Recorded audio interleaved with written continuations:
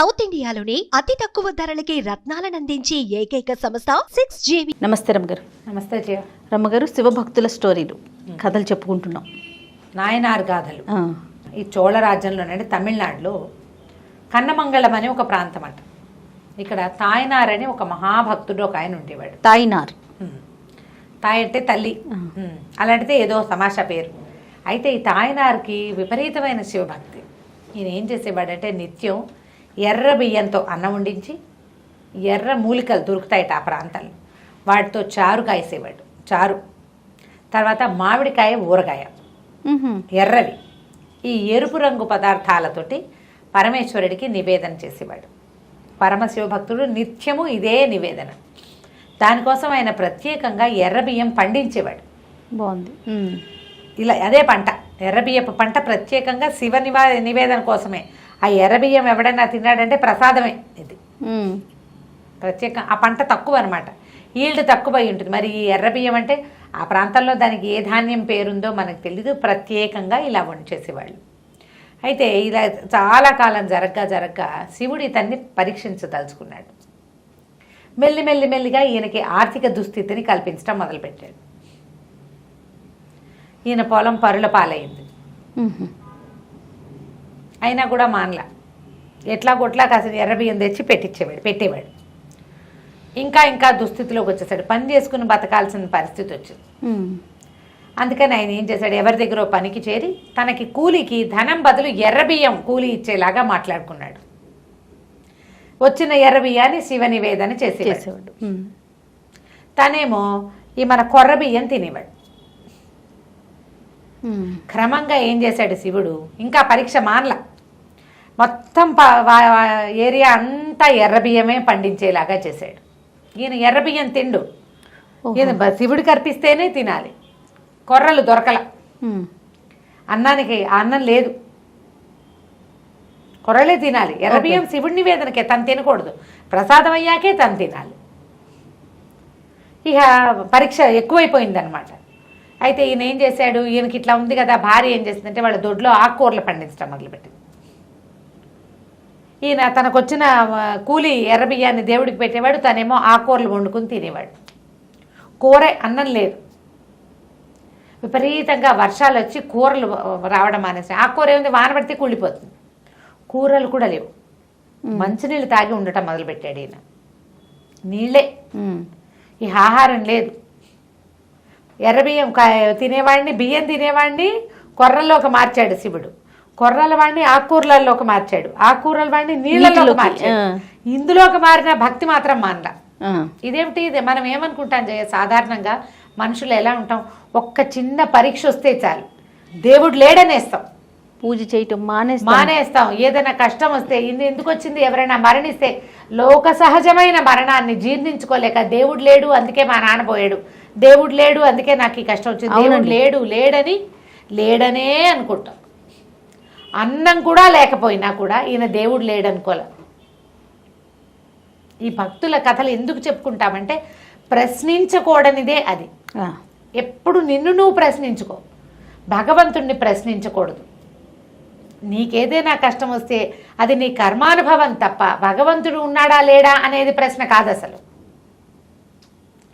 నీ యొక్క కర్మానుభవాన్ని నువ్వు తింటావు, నువ్వు దాన్నే తాగుతావు, నువ్వు దాంతోటే ఉంటావు, దాన్నే నువ్వు మోసుకెళ్తావు. భగవంతుడు సర్వసాక్షిగా ఉంటాడు. నువ్వు మోసుకొచ్చిన కర్మ నువ్వు మోసేలాగానే చేస్తాడు. ఈ మోసే కర్మలో నువ్వు గనక భగవంతుడిని పట్టుకున్నావా, నీకు ఒక ఆసరా ఉంటుంది. మునిగిపోయేవాడికి తాడు దొరికినట్టు, ఆ తాడు నిన్ను ఉద్ధరించదు, కనీసం ఒకడున్నాడు పర్వాలా నాకు ఒక ఆసరా అన్న ఒక్క ధైర్యాన్ని మాత్రమే ఇస్తుంది. నువ్వు నిలదొక్కుకో, నువ్వు నుంచుంటావు, లేస్తావు, పరిగెడతావు, తర్వాత ఏదైనా చేస్తావు. ఈ పట్టుకోగలిగేది ఉంది చూసావా, నీకు ఏ రకంగా నువ్వు సహాయపడది కేవలం పట్టుగొమ్మ. దాన్ని వదిలేస్తే నువ్వు వదిలేసుకున్నట్టు అంతే. ఆ పట్టుకుంటే వాడు పట్టుకునే ఉంటాడు. ఆ పట్టుగొమ్మే భగవంతుడు. అది చేత కావాలి మనకి. మనం ముందు ప్రశ్నించడం మొదలు పెడతాం. అవును, ఆ ప్రశ్న నేను సరిగ్గా ఉన్నానా, నా తప్ప ఏదైనా ఉందా అనే ప్రశ్న ఉండదు. నా మీద నాకు ప్రశ్న రాదు, ఎప్పుడు నీ మీదే వస్తుంది, దేవుడి మీదే వస్తుంది. దేవుడు లేడు, దేవుడు అనేవాడు ఉన్నాడా అని ప్రశ్నల్లోకి వెళ్ళిపోతాం. పాటలు కూడా రాసుకుంటాం దాని మీద. అసలు నేను సరిగ్గా ఉన్నానా, అయినా నా కర్మానుభవం సరిగ్గా లేకపోతే ఆయన ఏం చేస్తాడు అని అనుకోము మనం. అవును. ఈయన మాత్రం అట్లాంటి వాడు.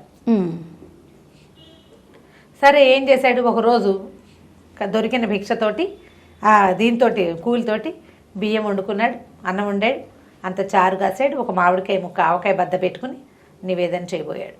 అప్పటికి 16 రోజులుగా ఆయనకి ఆహారమే లేదు, మంచినీళ్ళతోటే ఉన్నాడు. ఆయనకి సమర్పణ చేస్తూ కళ్ళు తిరిగి పడిపోయాడు. పడిపోతే ఈ పడిపోయేసరికి అలా చేతులు అన్నం పట్టుకున్నాడు, అది కాస్త నేల పాలైంది. విపరీతంగా ఏడ్చాడు ఆయన. నీకు పెట్టే అన్నం నేల పాలైపోయింది, నువ్వు ఉన్నావన్న నమ్మకంతో కదా ఇన్ని రోజుల నుంచి తెస్తున్నాను, ఇదంతా జరుగుతోందంటే ఇప్పటిదాకా జరుగుతున్నదంతా జరుగుతోందంటే నువ్వు ఒకటి ఉన్నట్టే అర్థం. నువ్వంటూ ఉంటే ఈ అన్నం తినాలి, నువ్వు నేల మీద నువ్వు ఉన్నావన్న నమ్మకంతో కదా ఇంత చేశాను, లేకపోతే మెడ నరుక్కుంటానన్నట్టు. నేను ఇంత కష్టపడి పట్టుకొచ్చిన ప్రసాదం నువ్వు స్వీకరించావని నాకు తెలియాలి. ఈ మెడ కత్తిరించుకోవడానికి, మెడ తురుచుకోవడానికి కత్తిని ఇట్లా మెడకేసి నొక్కేసుకున్నాడు. ఆ మెడని నరుక్కోవడానికి సిద్ధపడ్డాడు కాబట్టి ఈ తాయినార్ని అరివత్తనాయనార్ అని పిలిచేవారు. కత్తితో మెడ కోసుకున్నవాడు.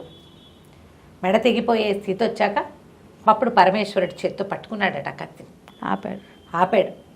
ఈయన స్పృహ తప్పి ఒక స్పృహలో లేడు, కళ్ళు కనపడే స్థితి లేదు, ఆహారం లేకపోతే కళ్ళు చీకట్లు కనిపోతాయి. ఆవకాయ ముక్క కొరుకుతున్న శబ్దం వినపడిందట. అది కచక్కమంటుంది కదా, శబ్దం వినపడింది. భగవంతుడు అతన్ని పట్టి లేవదీశాడు. నీకు ఇది పరీక్షే కానీ శిక్ష కాదు. శివభక్తి ఎలా ఉండాలి అనేది చూపించడానికి నువ్వు ఒక ఉదాహరణవి ప్రపంచానికి. ఎంత పరీక్షించినా పరీక్షకి నిలబడ్డావు కానీ వెనక్కి తిరిగిపోలేదు నాయన. నీ భక్తికి ఎన్నో కంఠహారాలు వేయాలి, ఎన్ని దండలో వేయాలి నీకు అని చెప్పి అతను మెడ మీద పెట్టుకున్న కత్తి దండగా మారిపోయేలాగా చేశాడట పరమేశ్వరుడు. ఆ తర్వాత ఎంతో కాలం ఇదే ప్రాంతంలో జీవించి ఉండేవాడు. ఆయన సంపద అంతా ఆయనకి తిరిగి వచ్చింది. నిత్యము ఎర్ర బియ్యంతో స్వామికి అర్చన చేస్తూ అంత్యంలో శివ సాయుధ్యాన్ని పొందాడట. అద్భుతం. అరివత్తనాయనార్ కథ. భక్తి ఎలాంటి రకంగా ఉంటుంది, ఒక్కొక్కళ్ళకి ఒక్కొక్కటి ఉంటుంది. అందుకని మనకి కార్తీక పురాణంలో ప్రత్యేకంగా కొన్ని విషయాలు చెప్తారు. ఇతరుల భక్తిని ప్రశ్నించద్దు, ఎవరి భక్తి వాళ్ళదే అంతే కదా. నువ్వు భక్తిలో డాంబికానికి పోయే వాళ్ళని ప్రశ్నించవచ్చు, భక్తి తత్పరతని ప్రశ్నించకూడదు. ఒక్కొక్కళ్ళది ఒక్కొక్క భక్తి, ఎవరి పూజా విధానం వాళ్ళది. దీంట్లో డంబాలకి పోవద్దు, గొప్పలకి పోకండి. భక్తిని భక్తిగా, ఏ రకమైన భక్తి అయినా సరే అంతే. ఎవరి పూజా విధానాన్ని ఎవరిని ప్రశ్నించద్దు. ప్రతివాడిది ఎవరిది వాడిదే భక్తి, ఎవరిది వాడిదే నమ్మకం. విధానాలు వేరైనా చివరికి వీళ్ళంతా చేరేది శివుడి దగ్గరికే, అంతకంటే రెండోది లేదు. అలా చెప్పే కథల్లో ఇదొక ప్రత్యేకమైన గాథ, అరివత్తనాయనార్ గాథ. చాలా బాగుందండి. నమస్తే. నమస్తే.